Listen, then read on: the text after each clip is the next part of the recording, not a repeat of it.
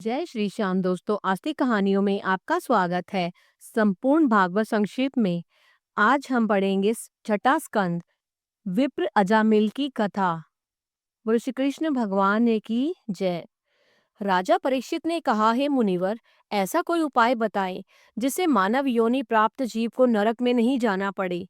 मुनीश्वर ऋषि शुकदेव ने कहा, हे परीक्षित, मन वाणी कर्म से किए गए पापों का प्रायश्चित न करने पर नरक की प्राप्ति होती है, और भगवान भक्ति से विमुख होने पर मनुष्य को प्रायश्चित भी कभी पवित्र नहीं कर सकते।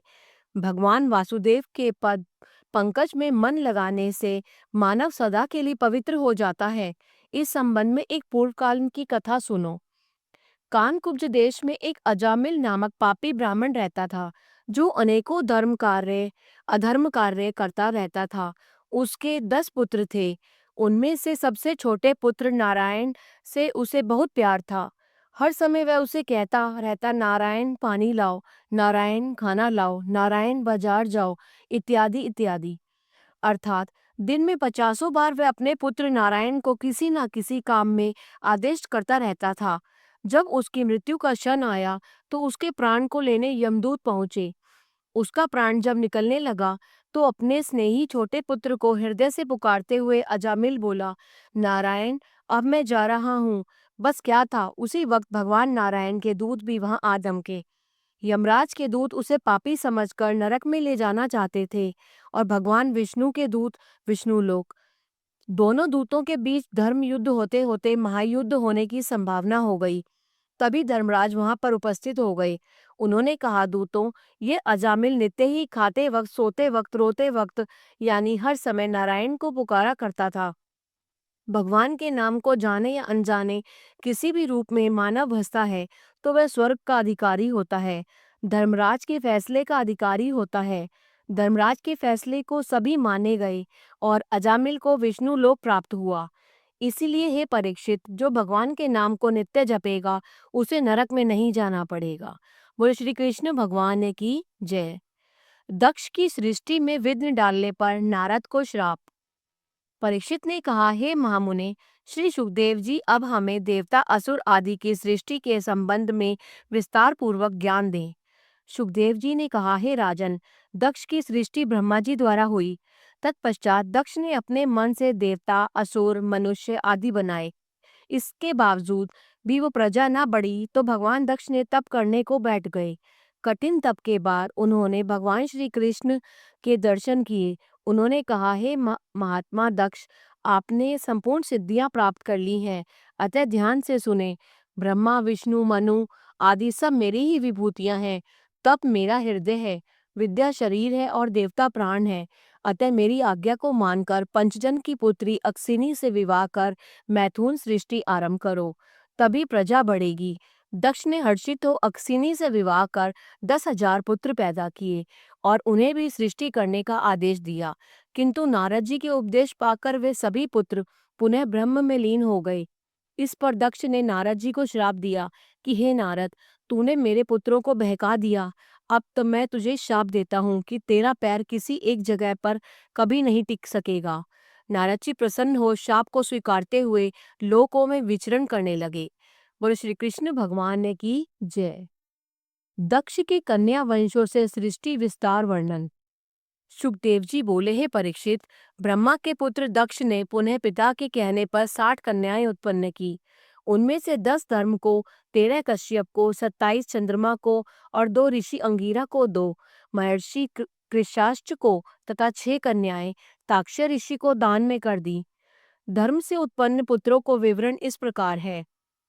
भानु, विद्योत, कुकुभ, स्वर्ग, विश्वेषण, साध्यागण, मरुत्वान, जयंत, मुहूर्तिक, मनोरथ, द्रोण, प्राण, ध्रुव, अर्क, अग्निदोष, वसु और विश्वकर्मा।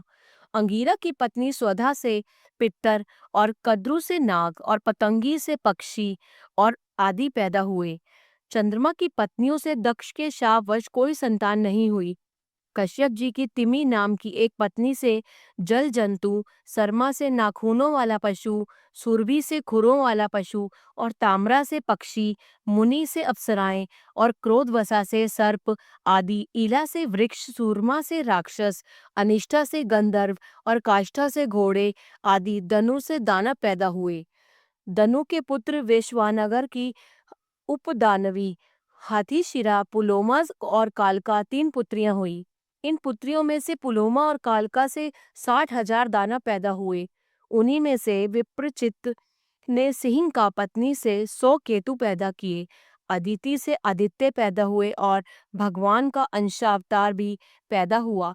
इन आदित्य में विवस्वान की पत्नी संज्ञा से श्राद्ध, मनु, यम के 2 पुत्र और एक पुत्री यमुना पैदा हुई।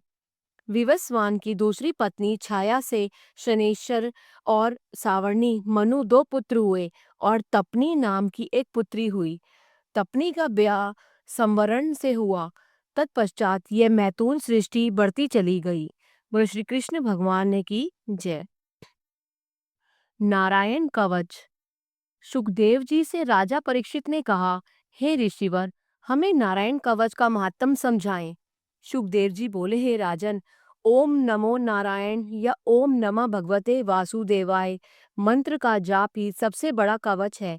विश्वरूप ने पुरोहिताई के वक्त इस कवच का ज्ञान इंद्र को दिया था।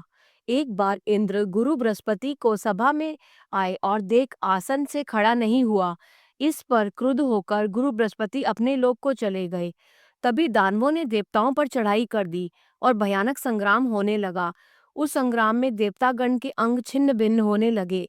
तब सभी देवता ब्रह्मा जी की शरण में गए। ब्रह्मा जी ने कहा, देवताओं, आप लोगों ने गुरु का अपमान कर बुरा किया, अतः अगर आप सभी दानवों के त्रास से मुक्ति पाना हो तो विश्वरूप त्वष्टा के शरण में जाएं, तभी मनोरथ सिद्ध होगा। ब्रह्मा के आदेशानुसार देवगण विश्वरूप के समक्ष उपस्थित होकर स्तुति करते हुए बोले कि हे देव, आप ही इन दानवों से हमारी रक्षा करें।